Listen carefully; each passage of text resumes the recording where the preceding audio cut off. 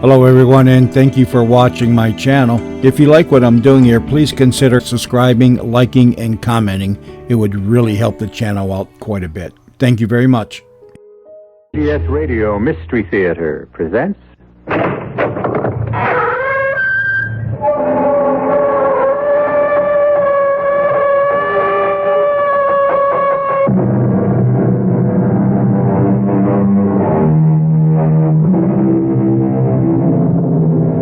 Come in.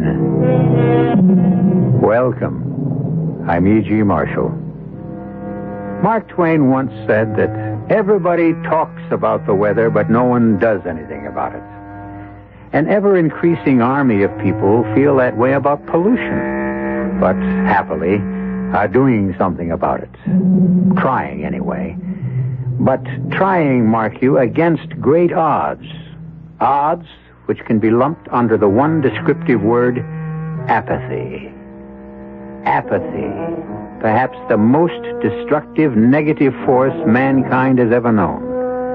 A force which could easily have led to the strange tale I bring you now. Nils, I order you. Put Magda out of the house instantly. She is my wife, Mr. Manderson. You can't ask You me to... fool! She's caught the Red Death. Brought it into my house, my sanctuary. Look at her. Beads of sweat on her face. Blood red sweat.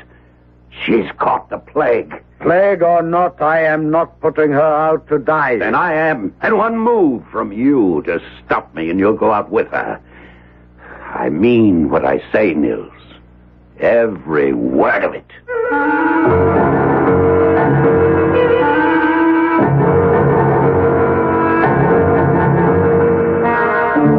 Our mystery drama, The Masque of the Red Death, was especially adapted from the Edgar Allan Poe classic by George Lothar and stars Carl Swenson and Stats Cotsworth. It is sponsored in part by Sign-Off, the sinus medicines, and Anheuser-Busch Incorporated, brewers of Budweiser. I'll be back shortly with Act One.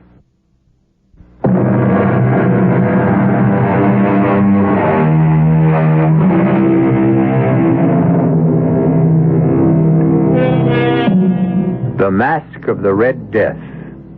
The word mask, you should know, is spelled M-A-S-Q-U-E and means masquerade.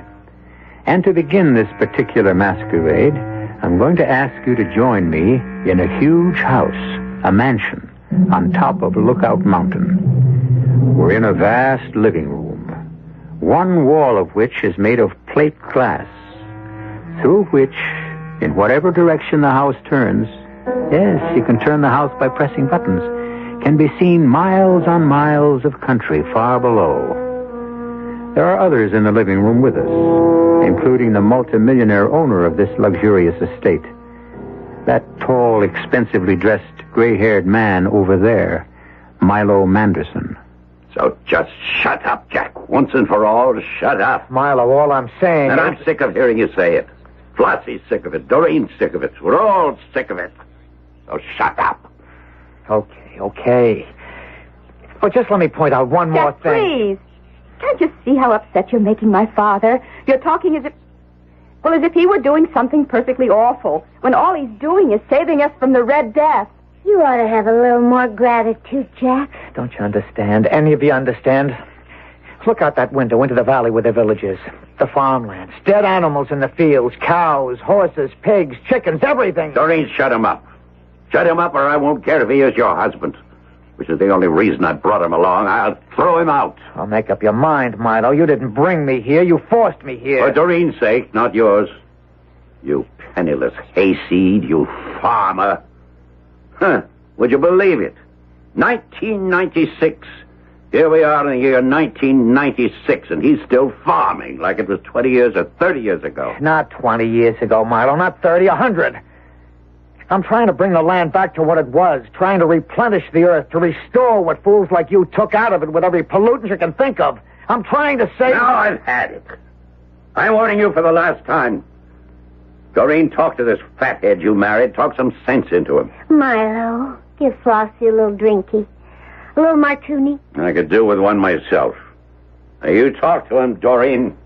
Jack, My father's right. With you, he's always right. Now, listen to me, honey. There's a plague out there, and it's spreading. It's spreading all over the country, and people are dying by the thousands, and all Father's trying to do is save us from it. I tell you, he can't. He can. Father has never failed, never, at anything he made up his mind to do. He spent weeks stocking this place with food and water, everything we'll need to stick things out until the plague's over. All those people dying out there, and we Well, why shouldn't we? They'd do the same if they could. Who wants to find himself sweating blood all of a sudden and dying in hours? Not me. I'm sorry for them, Jack. I really am. But that's no reason for me or you to go out there and die with them. There's such a thing as conscience, Doreen. Oh, Jack, you're impossible. What's that noise? Father? The helicopter. Here. Let me turn the house. You'll be able to see it coming in from the east. There she comes. What's the helicopter, Milo? Bringing in a couple I hired to do the cooking and housework. The Ostroms, Nils and his wife, Magda. I hired them through a New York agency and had my pilot fly them out.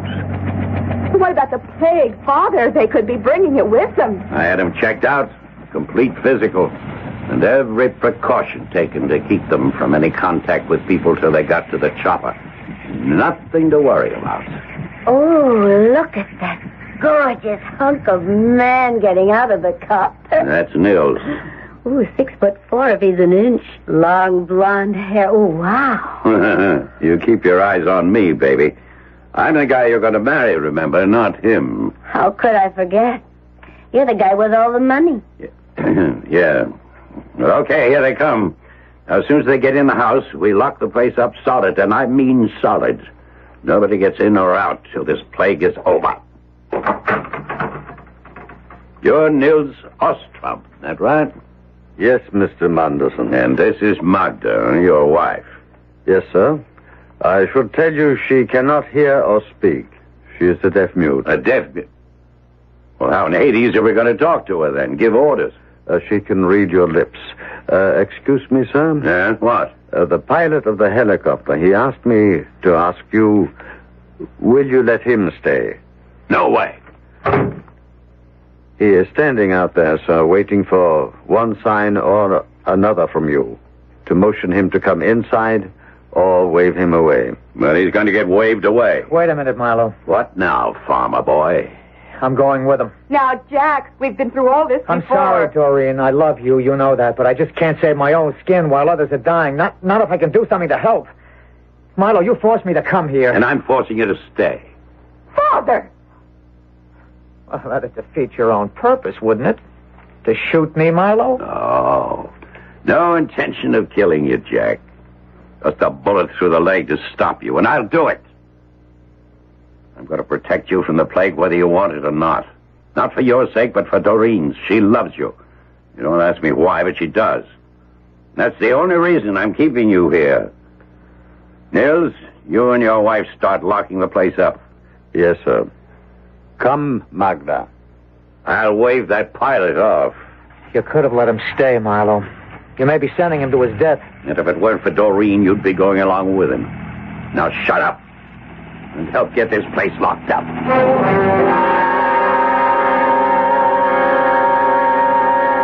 Oh, here you are, Jack. Yeah. Milo sent me to find you. Everybody's at the dinner table but you. Just leave me alone, Floss, huh? Sure. Only, where does it get you? Sitting in the dark, brooding. Look down in the valley, where the village is. Okay, Jack. I'm looking. What do you see? Not much. I mean, it's nighttime. There used to be a lot of lights down there. Like, you know, people in their houses doing whatever people do in their houses. But in the week we've been here... Hey, has it been a week? Yeah, a week. Well, anyway, since we've been here, at least half the lights have gone out. They didn't go out, they burned out. People died of the Red Death and the lights just burned out. Tough? Is that all you can say? Tough? Do you realize what's happening out there? Not only down there in the village, but all over the United States, Canada, the world. Jack, baby. there's something you've got to understand about little Flossie. Up here in the head, nothing. Down here, and here, plenty. But up here in the head, oh, forget it. And that's why, when this is all over, Milo's going to make me wife number 4. Only you know something? No, what? Well, I've been listening. All this week, I've been listening to you. And it kind of gets through to me that, well, maybe you've got something. Tell me about what you're all wrapped up in.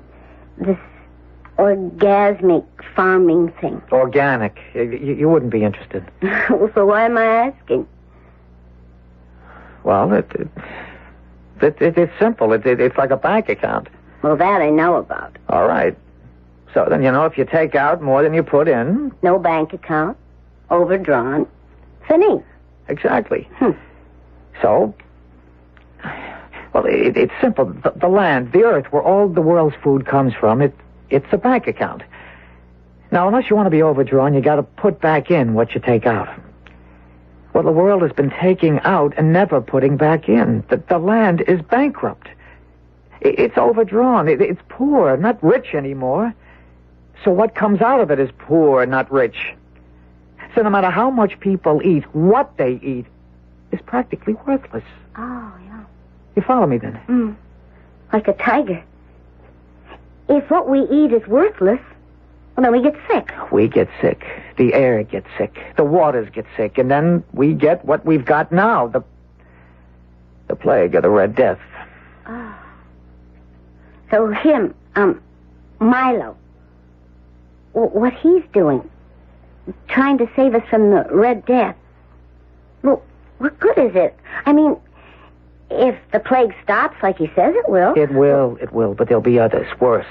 They're God's way of saying, man, you're overdrawn. Lost. Uh-oh. Lost. Milo's looking for me. I'm supposed to find you and... right here, lover, right here. Now, what is this? You and the farmer boy in the dark. Talking, doll, just talking. I sent you to look for him, get him to the dinner table, and you sit here in the dark just talking. Well, I gotta talk to somebody, and you're never in the mood.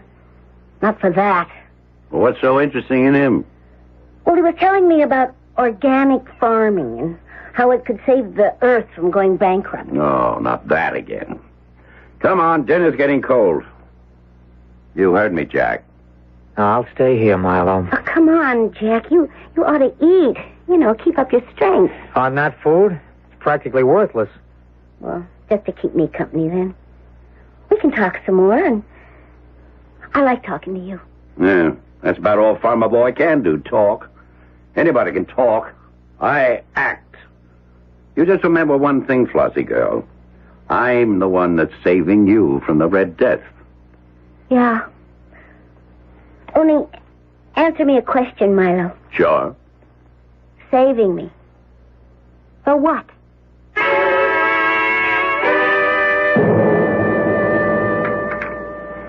More souffle, Mr. Munderson. No. And I tell you something, Nils. Your wife's cooking hasn't been so hot in the past few days. She better get on the ball. I am sorry, sir, but she has not been feeling herself. I'll have more, Niels. I think it's quite good. Yes, madam. Yeah, and what about the coffee? I asked for another cup. Yeah, in a moment, sir. My wife is heating it. Anyone see the news on Global Vision today? Oh, I did, Doreen. Why? They said a plague is spreading, but it's shown up now in France, Italy, Spain, everywhere. Nothing surprising about that. I didn't say it was. I just said it was on the news. No need to take my head off, Doreen. No need for you to be sarcastic. I wasn't being... Oh, don't tell me. Look, all I said It isn't was... what you say, it's your attitude. I notice you don't take that tone with her. Me? How'd I get into this? You know how you got into it. Don't pull the innocent on me. If you're Oh, implying... skip it. Nils, where is that coffee? Here's my wife with it now, madame. Magna, let me help you with the tray. I don't intend to skip anything. If you're implying that I've been up to anything... Look, you little... Now stop it, the two of you. The last 2 or 3 days you've been at each other like a couple of alley cats, and I'm sick of it. Well, you just tell your girlfriend... You watch your tongue. Flossie isn't my girlfriend, she's my fiancée. What's more...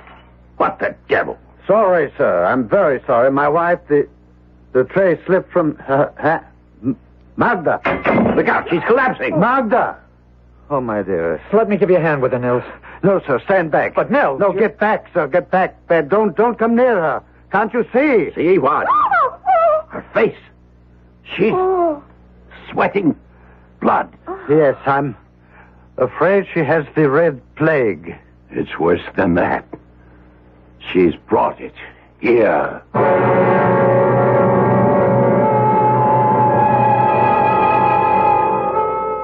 So, in spite of all precautions, the Red Death invades Milo Manderson's sanctuary, his barricaded retreat atop Lookout Mountain. And you ask me, another disease has invaded the mansion. Jealousy. Doreen's and Milo's resentment of what appears to be a developing friendship between Floss and Jack. I'll be back shortly.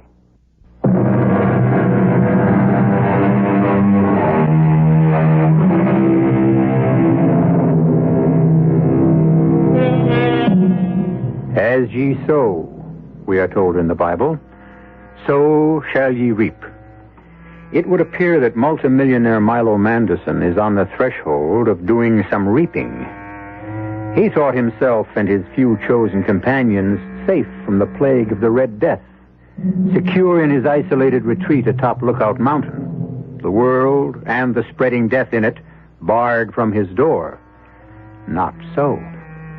Magda Ostrom, wife of Nils, the couple Manderson brought to do the menial work of the household, has just collapsed.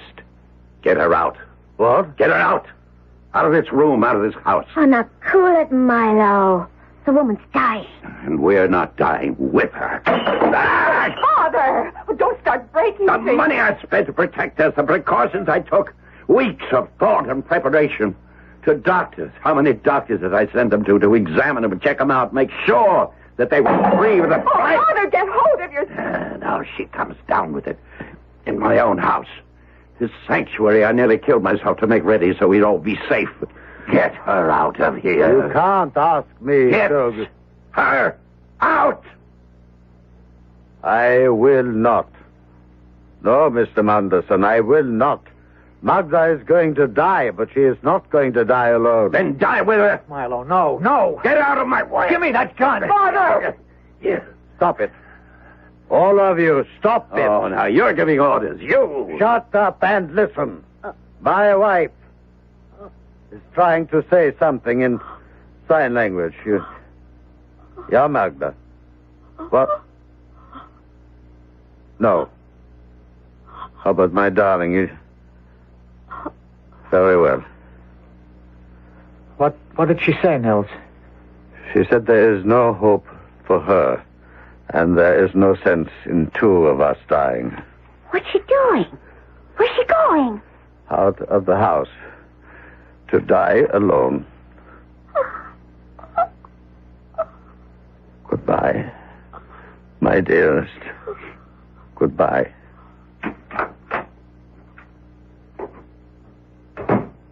I'll see you dead for this, Manderson.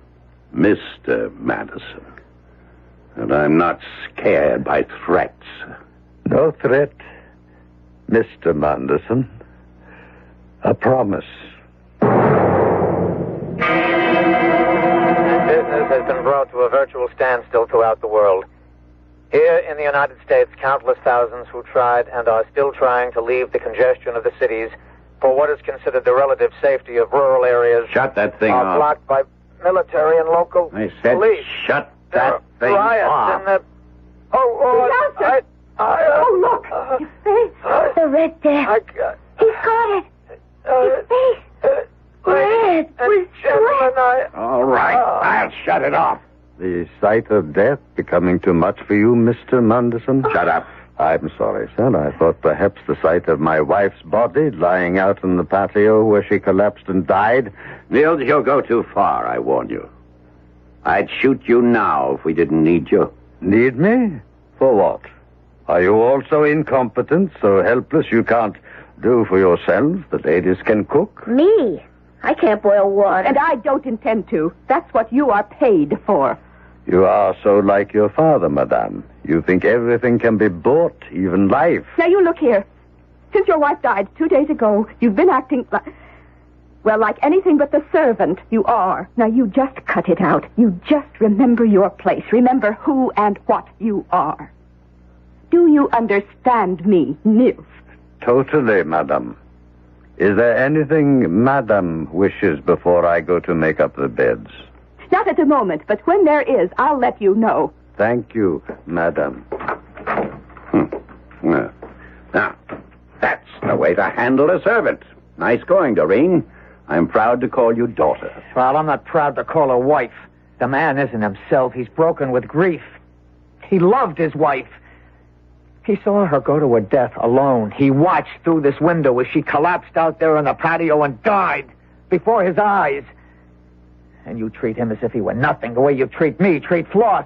I thought you'd become Flossie's champion, and now I know. All I'm saying is you It's can't... too much, as usual. You've got a big mouth and a head stuffed with hay. The trouble is here, we're bored. That's the one thing I didn't think of, that we'd get bored. We've been cooped up here for nearly 2 weeks now. 9 days. Will you please shut up? Well, 9 days isn't 2 weeks, is all I'm saying. I can take care of that. How, Father? Well, I don't know yet. I'll think of something. Meantime, how about some bridge? Not me. Sorry, Sick Milo. of bridge. Well, then how about... blazes with it. I'm going up to the solarium to get some sun. I'll go with you, Father. Jack? No, I'll stay here. With Flossie, of course. Yeah, we'll have the orgy I've been planning for weeks. I wouldn't be surprised. Join me in an orgy, Floss? But you know something? What? I have joined you. What do you mean? Well, me, I'm no great brain, but... Well, I'd have to be a dope not to... Well, anyhow, begin to realize that you're right. Milo and Doreen, well, they're wrong. Oh? If you mean it, what you keep saying all the time, that is. You mean... Well, like the world's gone to hell. It's become a cesspool, you called it. Yeah, cesspool of corruption. But it can be cured, brought back to what it was once. Pure and clean and beautiful and healthy. You mean it when you say you want to get out of here and go out there into the world, right into the middle of the plague, whether it kills you or not, so that you can do all you can to help people build a brand new world? Yeah, I mean all that. But I can't get out. Milo's got the keys to every door. The windows are unbreakable. I could get the keys. Easy. You do that? You're with me, not him?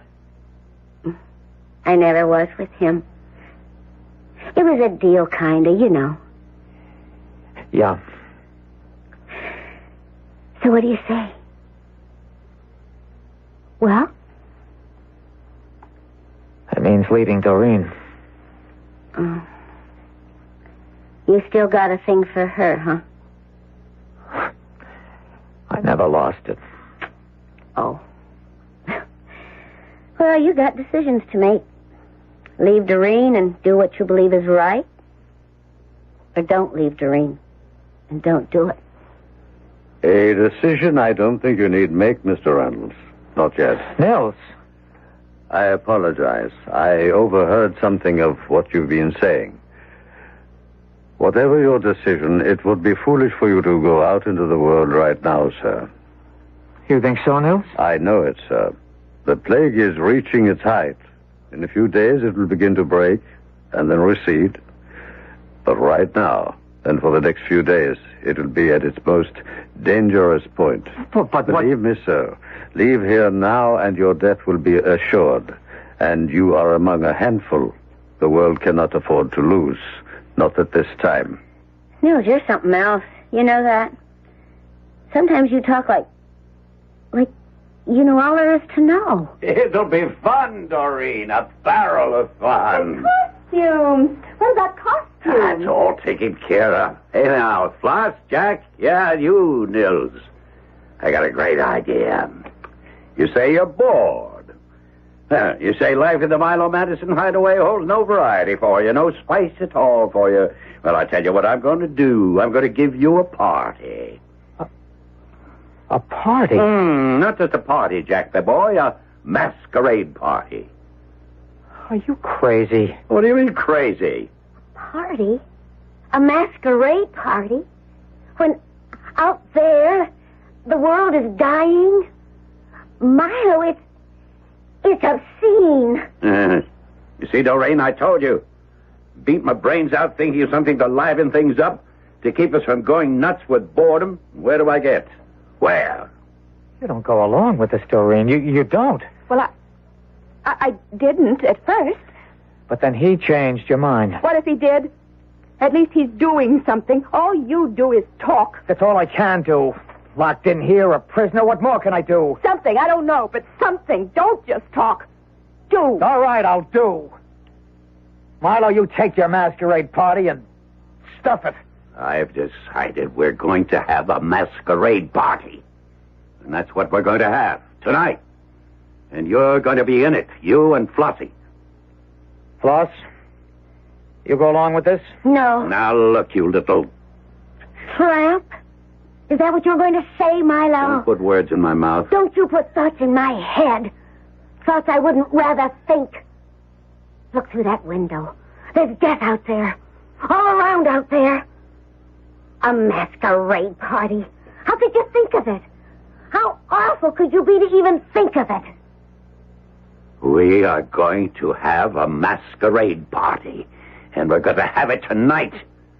If it's the last thing I do. It will be. What? It will be the last thing you do. Now, what do you mean by that? I mean, I understand why you decided to have a masquerade party. 2 days ago, when I held my dying wife in my arms, I told you what I thought of you. And no servant, no lackey, ever told Milo Manderson the truth since the day Milo Manderson realized he had made his first million. Before that day, you, Milo Manderson, you, still retained some shreds of humanity. But on that day, and ever since, oh, God, I call on you. What has this mortal become? He's crazy. Look at him. Arms outspread. Looking up at the ceiling, calling on God like he knew him. He's out of his head. Hear me now, Milo. Milo! Hear me. It's revenge you're after. I told you the truth of not what you are, but what you have become. God made you beautiful. You have made yourself ugly. You must learn you are wrong. And in learning, come back to God, come back to truth. You want revenge on me? You shall have it. And you shall learn the emptiness and the hollowness of it. Revenge is mine, says the Lord, not yours. Mine. And this, Milo Manderson, you are about to learn. And may God, in his infinite mercy, help you bear the agony of the learning.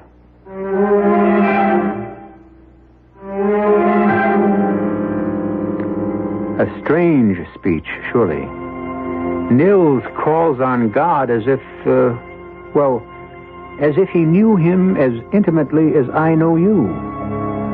And we do know each other, you and I, very well indeed by this time, don't we? Ought to. Been together a long time. Pleasant time for me, anyhow. Hope for you, too. Back shortly with Act 3.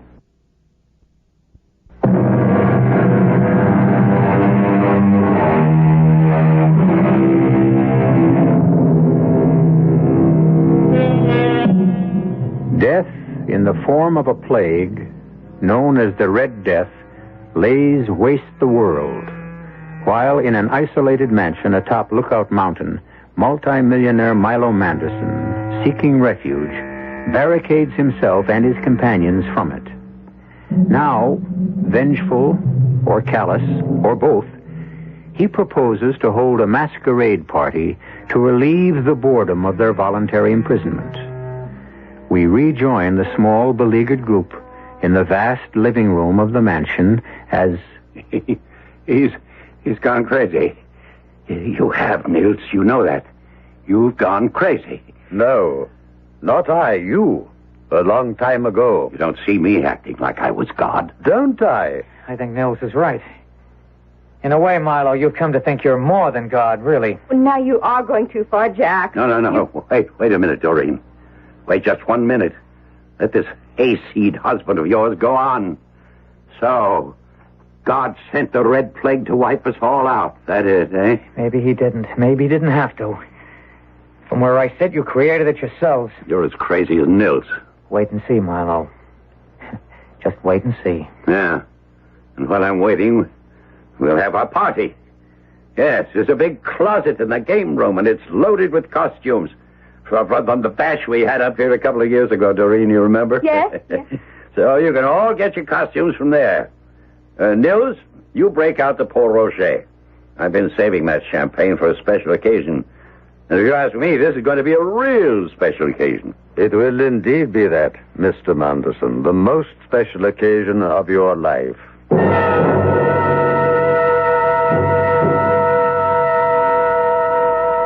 Jack. Yes, Doreen. Hook me up in back. This Marie Antoinette costume is hard to manage. Oh, okay.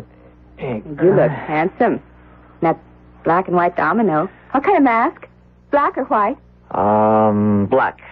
Oh, romantic as well as handsome. And sulky. Sullen. Worried is the word, Doreen. Very, very worried.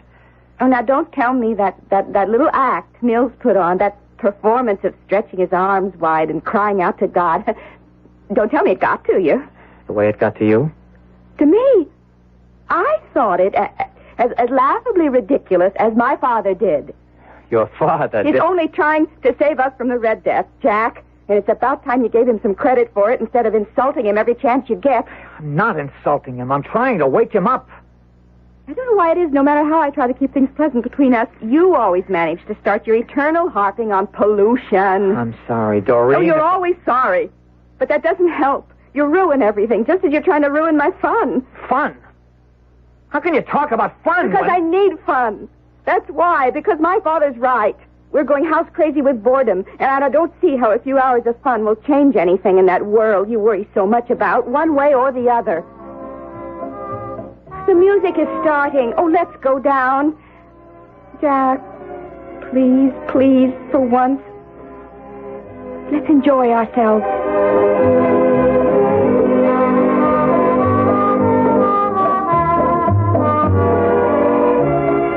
Come on, Floss, come on. The way you're dancing, put some life into it, baby. I don't feel like dancing. Well, you will. All he needs a couple more glasses of champagne. Soon take care of that. Now, say one thing for Nils. He may be batty as a bedbug, but he's a good servant. This Port Roger is perfectly chilled. Okay, honey. Another glass for you, and another for me. Bottoms up. I can't. How can you? How can you? Don't cry, Floss. Don't cry. I can't help it. How can I try to be happy with all that's out there beyond that window? Be happy? You want to know the truth? I'll tell you. The truth keeps crowding in on me, pressuring me, trying to suffocate me. But I push it away. Because if I didn't, it would suffocate me. Flossie, the truth is, way deep inside me somewhere, I'm scared. Scared? You? Doreen. Jack. Well, welcome to the party. Oh, look at you, sweetheart. Dolled up like Marie Antoinette. Careful you don't lose your head tonight. And Jack, hey, you look terrific in that black and white. What's it called? Domino. Yeah, that's it. That's what it looks like. Oh, and say, you want to see something really terrific? Take a gander at Flossie, a fairy queen. You look lovely, Floss. But white? My dear, you in white. No, hey, come now. None of that. Not tonight. Tonight, even if it is just for tonight, we're going to stop sniping at each other. Hold it.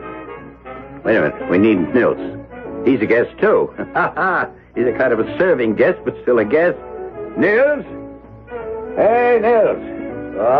The party's starting. Come on, join in. Coming. And hurry up. We all want to see what costume you're wearing. This one, Mr. Manderson. Yes. Who do you think you are? Who the devil do you think you are? I beg pardon, sir? Your costume, it's blood red. Suit, shirt, cape, the mask covering your face. All blood red. The Red Death, Nils? Yes, sir. The Red Death. Wait a minute. What are you up to? Simply turning off the music.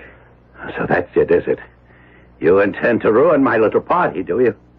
You come dressed as a Red Death to throw a wet blanket over the fun we're going to have. Well, I'll take care of that right here and now. I'm ripping that costume off you, ripping all of it off. Beginning with the mask. There! I am not costumed as the Red Death, Milo Manderson.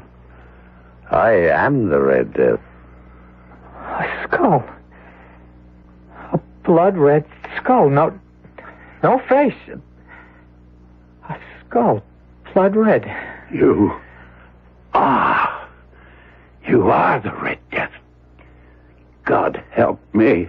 God will not help you now, Milo Manderson. There comes a time when mortals must help themselves, and your time has come. What do you want of me?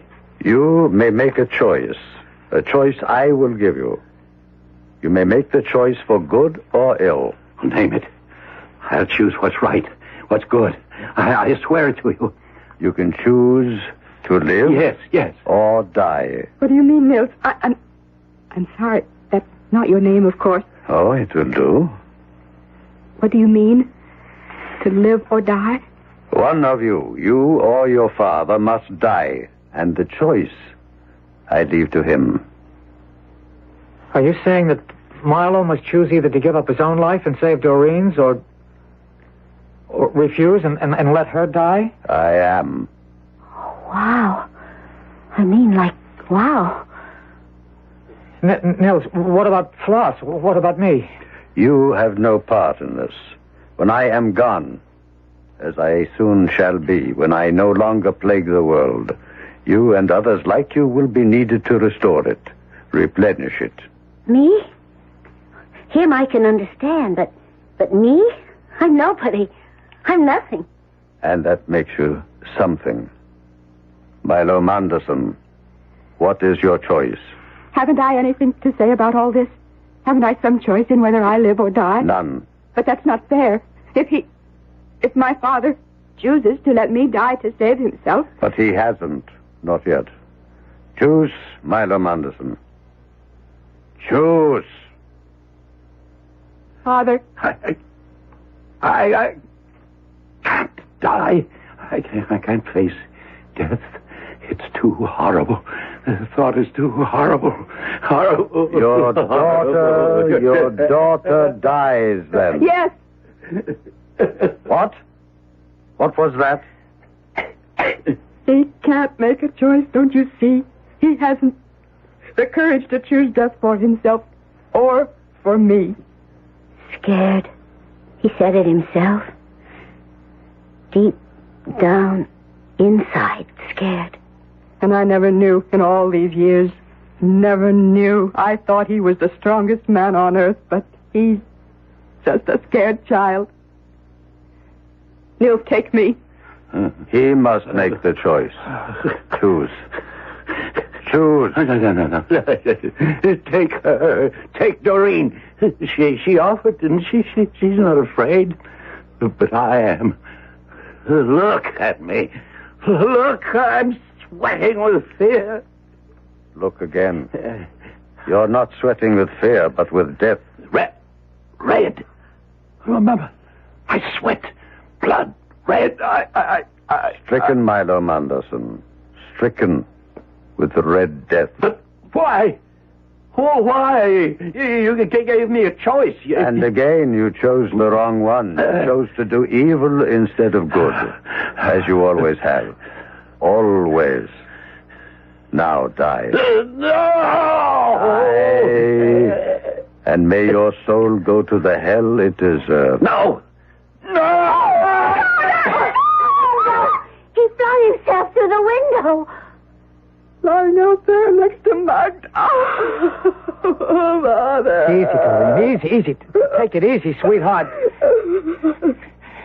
Nels, I think... Where is he? He was there a second ago. But now, just a costume laying in a pile on the floor. He's gone. Well, let's hope so. Let's hope he's gone forever. Not only from here, but from the world out there. What world? What's left of it? There are still some lights burning in the village. And everywhere else, I guess. Those that are left. Maybe God made a choice. And maybe we're part of it. Whether we are or not, the only choice we've got is to go out there and start helping. Start rebuilding, start creating another... and with God's help, a better world.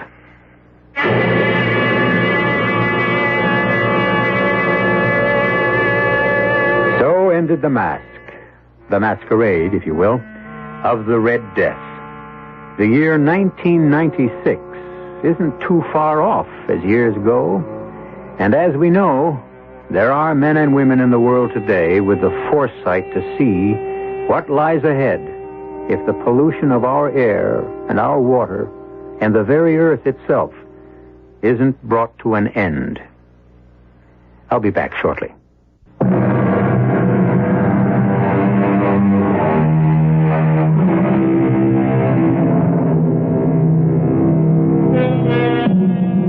The strange tale I've just brought you was an allegory, a story designed to symbolize a message, a truth. Of course, it never happened, but it could. Our cast included Stotts Cotsworth, Carl Swenson, Lois Smith, Jack Grimes, and E.V. Juster. The entire production was under the direction of Hyman Brown. And now, a preview of our next tale. Listen. What's that? What's he saying? He's crying as if his heart would break. This is terrible. Poor Wyatt. He's in agony otherwise. Yes, I can hear him. Poor man. Will, what is he crying over? It can't be the painting, even if it had been damaged when those sailors bumped the box. Elvira, it can't be that. It isn't. Isn't? I told you I've had this feeling all along. This sense of something. You know. And now I'm sure. It isn't a painting that's in that box, Will. It's a corpse. A corpse? And the question that I've been asking myself all along is, whose? Radio Mystery Theater was sponsored in part by Buick Motor Division. This is E.G. Marshall inviting you to return to our Mystery Theater for another adventure in the macabre. Until next time, pleasant dreams.